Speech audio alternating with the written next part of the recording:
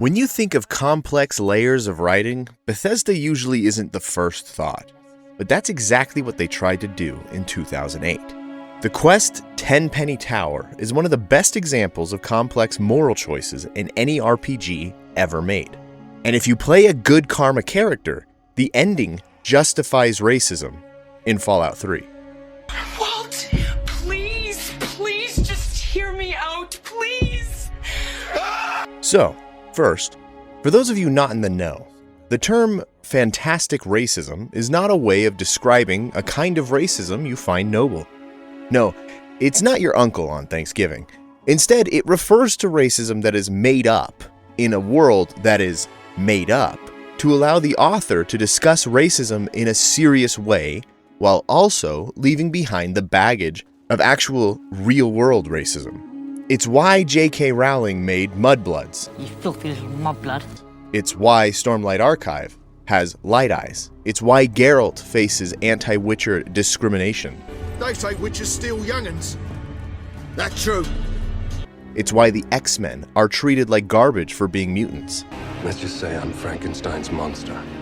And it's why Roy Phillips is standing outside Tenpenny Tower whenever you go wandering along that way. Now, Tenpenny, he can kiss my ass. We've got plenty of bottle caps. Let me in, goddammit. How many times do we have to go through this? You're not getting in.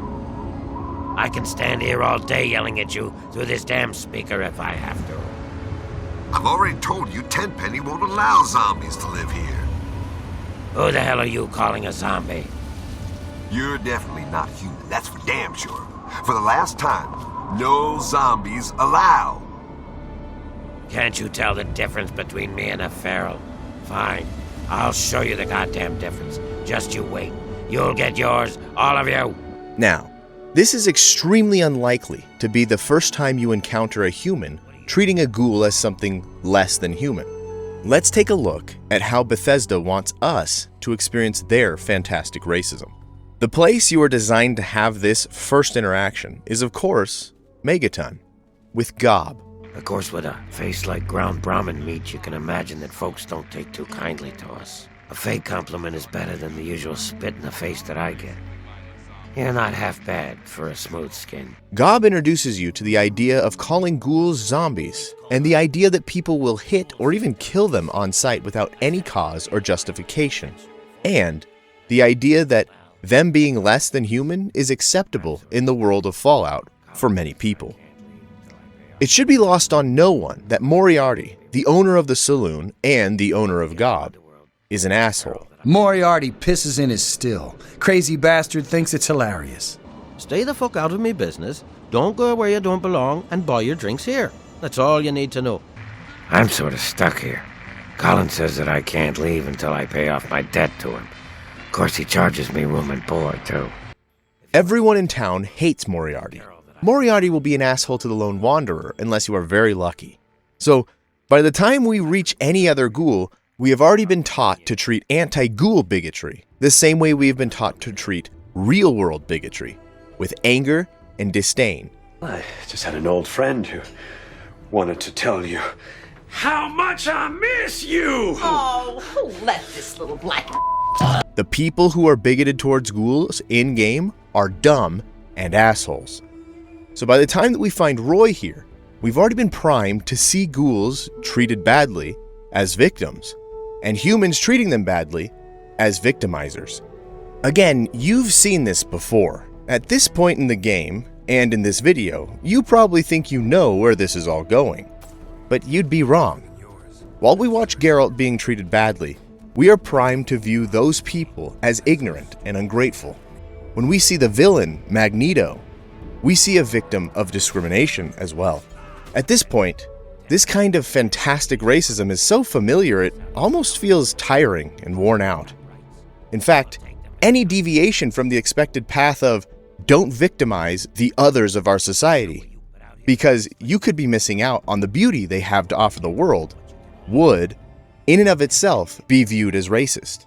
That's what makes what happens next so shocking. Right off the bat, we have to give Bethesda the credit here. By all appearances, we have the classic setup, and even for 2008, each story beat seems like another tired iteration of the same trope. Still, the game offers much in the way of gameplay. We're faced with 3 meaningful choices.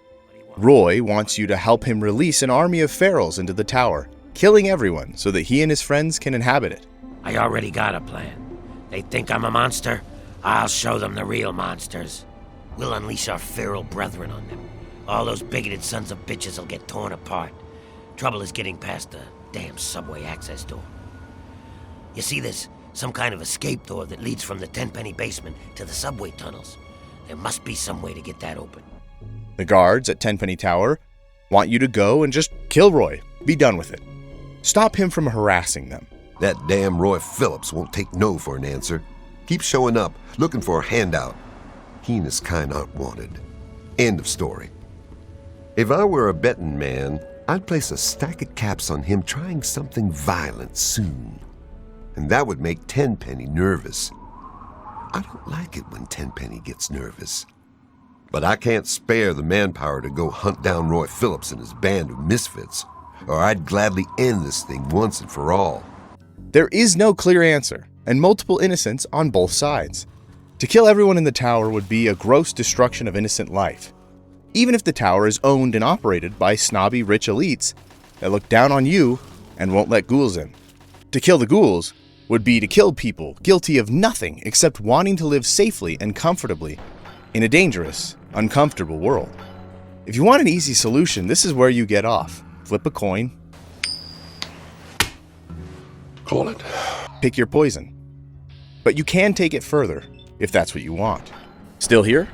Because the game does have a solution for you peacemakers. You can convince the people of Tenpenny Tower to let the ghouls in, and live with them as neighbors. Why, I do believe you've lost your mind. Ghouls living here? You're serious? I don't suppose I'd mind terribly if ghouls were to live here.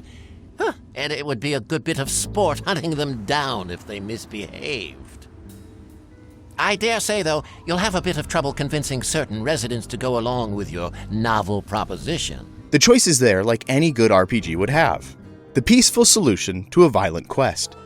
Here again, there's a wide variety of choice for the player to decide from. There are a wide array of people living in Tenpenny Tower, with diverse opinions, from people already ready to accept the ghouls and excited by the prospect. I've decided I want to do my own study of ghoul physiology. Who knows? I could even publish my findings. To people who can be easily convinced. Well, perhaps you're right, comrade. Some of these folk have a few things to learn about camaraderie, that's for sure. Well, all right. I'm willing to give them a chance. To people who have to be forced to leave. You can't be serious. Ghouls aren't human. They live in filth. They eat their own babies. You're out of your right freaking mind. Why would you hang out with dirty vermin like that? You enjoy sifting through feces? You know it's only a matter of time before they get hungry and eat you. You're crazy. Ghouls will never live in Tenpenny Tower.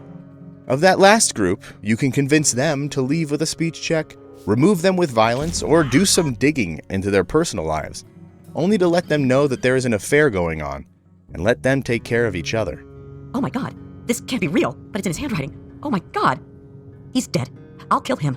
And her. They're both dead. This isn't happening. This isn't real. You broke your sacred promise. What are you talking about, dears? Is everything all right? Let me remind you, till death do us part. No!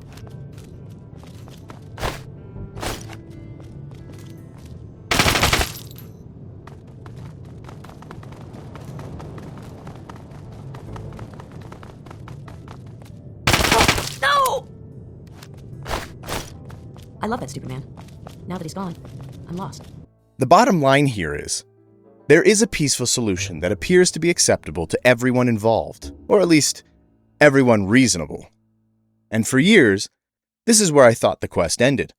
Tenpenny Tower is so far out of the way, it really isn't a destination for me most of the time.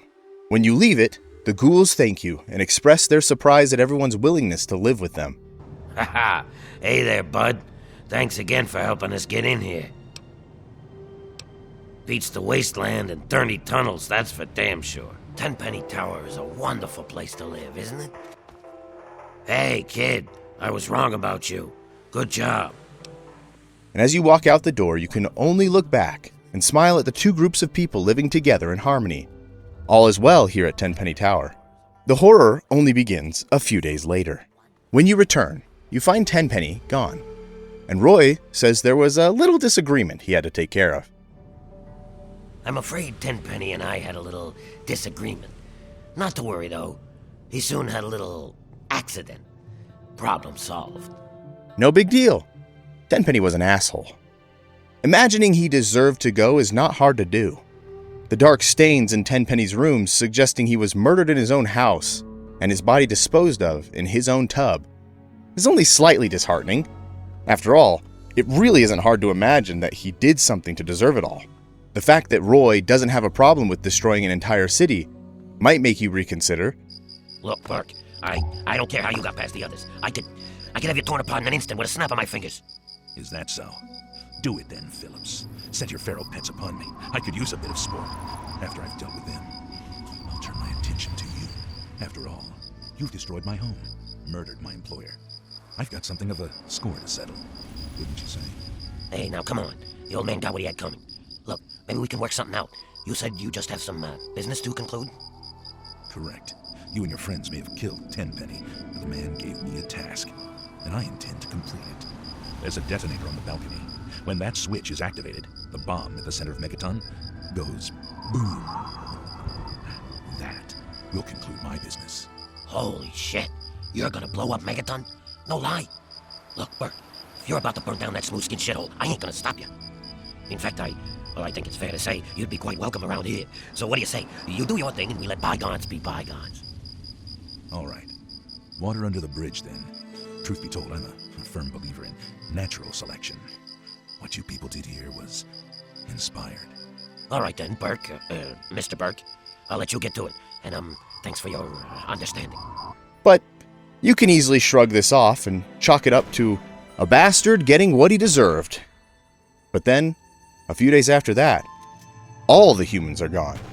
And Roy's buddy jokes that you shouldn't go in the basement unless you like bad smells. Hey, Roy decided to take out the trash. I'm glad I lost my sense of smell. You'll want to stay clear of the basement storage room. When you check, you find everyone, from the people who wanted the ghouls to move in the most to the shopkeepers, all stripped of their clothes and left to rot. When asked about this, they just say that those people deserve to die because they were rich, too. Looking at the body of Herbert Daring Dashwood, who welcomed the ghouls with open arms, makes this hard to believe. Well, I wouldn't mind, but they'd better be civilized. The tenants here are real uppity, and most wouldn't take kindly to ghouls living here. It would be like trying to swallow the idea that down is up and up is down. And with that, the narrative shifts. We're left with the bodies of more than a dozen people who were willing to compromise. These corpses were once people who were willing to give up their own comfort for the sake of people they had never even met because it was the right thing to do. And the rub is, you helped kill them. You didn't know it, but the signs were all there. Roy wasn't looking for a compromise. He was looking for your help to kill the residents. Tenpenny and his pack of elitist wannabes can't keep us out of that tower forever. We've got rights, and we'll take them if they aren't given to us. He calls them assholes. He had his disagreement, not after weeks of sharing space with Tenpenny. The disagreement takes place immediately upon moving in, as if he always knew there was going to be a disagreement. As if everyone in the tower was just living on borrowed time. What was Bethesda trying to tell us with this? Again, this is an old story. You can probably find this theme baked into every game for the last 3 decades.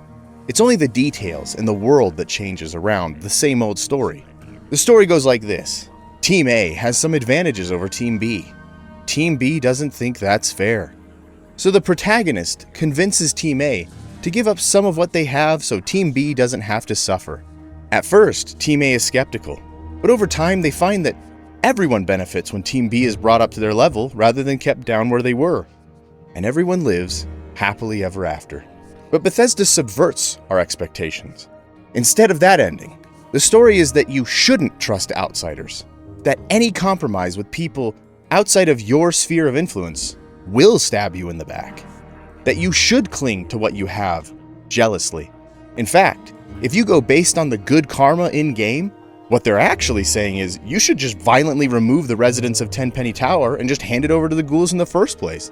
That's the fastest way to the karma gain, and that's what happens either way. The only bad karma is by killing Roy, who ends up murdering tons of innocent people.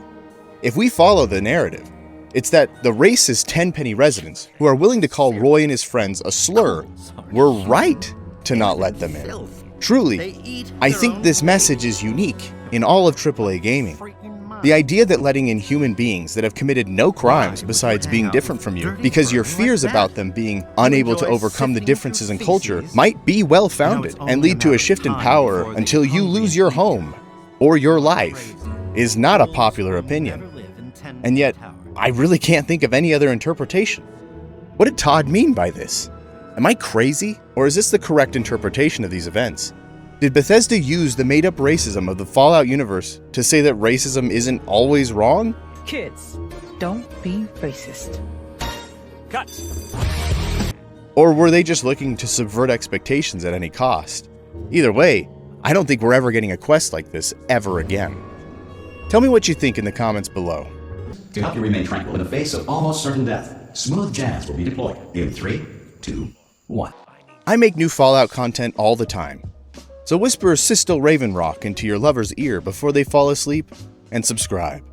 It really helps out the channel. I've always got something cooking around here, so I hope to see you in the next video. Until then, I'll see you around.